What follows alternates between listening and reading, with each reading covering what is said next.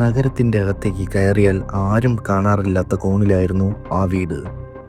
പഴയ കാലത്തിൽ പണിത ഇരുമ്പ് ഗേറ്റും ഉരുണ്ട കല്ലുമതിലുകളുമുള്ള വലിയൊരു ബംഗ്ലാവ്. അവിടെയായിരുന്നു റിട്ടയേർഡ് ക്യാപ്റ്റൻ മാത്യൂസ് ഭാര്യയോടൊപ്പം താമസിച്ചിരുന്നത്. ക്യാപ്റ്റൻ മാത്യൂസ് ഒരു പഴയ സൈനികനും മുൻ കനൈറ്റ് ട്രെയിനറുമായിരുന്നു.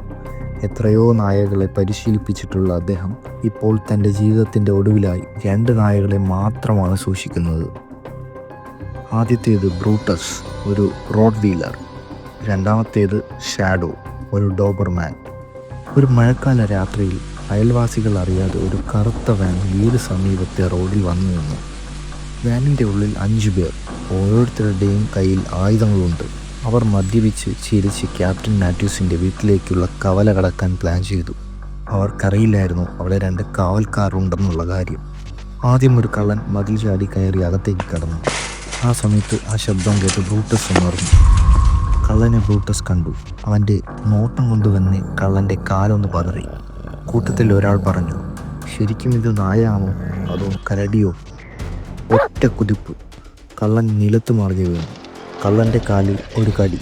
അതിന് ഏകദേശം 743 PSI ബൈറ്റ് ഫോഴ്സ് ഉണ്ടായിരുന്നു. അതിനുശേഷം അയാൾക്ക് നിലത്ത് നിന്ന് എഴുന്നേൽക്കാൻ പോലും സാധിച്ചില്ല. ഇതിൻ്റെ ഇടയ്ക്ക് മറ്റൊരു കള്ളൻ പിൻവശം വഴി വീട്ടിലേക്ക് കയറാൻ ശ്രമിച്ചു. ഇത് ശ്രദ്ധിച്ചവൻ ഷാഡോ. അവൻ ഓടിച്ചാടി. 50 കിലോമീറ്റർ വേഗത വെറും 3 സെക്കൻഡിൽ. നിശബ്ദമായി മുന്നോട്ട് നീങ്ങാനുള്ള പരിശീലനം അവന് ലഭിച്ചിട്ടുണ്ട്. ചാടൽ നേരെ നെഞ്ചിൽ. കള്ളൻ താഴേക്ക് വീണു. തൻ്റെ 600 PSI ബൈറ്റ് ഫോഴ്സ് അവൻ പ്രകടമാക്കി. ഒരു ട്രെയിൻഡ് അസാസിനെ പോലെ ആയിരുന്നു അവൻ നിന്നിരുന്നത്. 4 കള്ളന്മാർ ചേർന്ന് അകത്തേക്ക് വന്നു. ഒരാൾ പിറകിൽ നിന്ന് ഷാഡോയെ കെട്ടിവെക്കാൻ ശ്രമിച്ചു. അതേസമയം ബ്രൂട്ടസ് പിറകിലെത്തി. തൻ്റെ പല്ലുകൾ കൊണ്ട് കള്ളൻ്റെ കൈവിരലുകൾ കടിച്ചു മുറിച്ചു. ഷാഡോയും ബ്രൂട്ടസും ചേർന്ന് ബാക്കി പേരെ ഓടിച്ചു. ഒരു തീയും ഒരു കല്ലുമായി 2 പോരാളികൾ. അടുത്ത നിമിഷം പോലീസ് അവിടെ എത്തി. പോലീസ് എത്തിയപ്പോൾ 3 പേർ നിലത്ത്. ചുറ്റിലും നിരവധി ആളുകൾ അതിശയത്തോടെ നോക്കുന്നു. ക്യാപ്റ്റൻ മാത്യൂസ് നായകളുടെ തലതൊട്ട് പറഞ്ഞു, എൻ്റെ മക്കളാണിവർ. ഒരാൾ മതിലായി ദക്ഷിക്കുന്നു, മറ്റൊരാൾ വെടി പോലെ പൊട്ടുന്നു.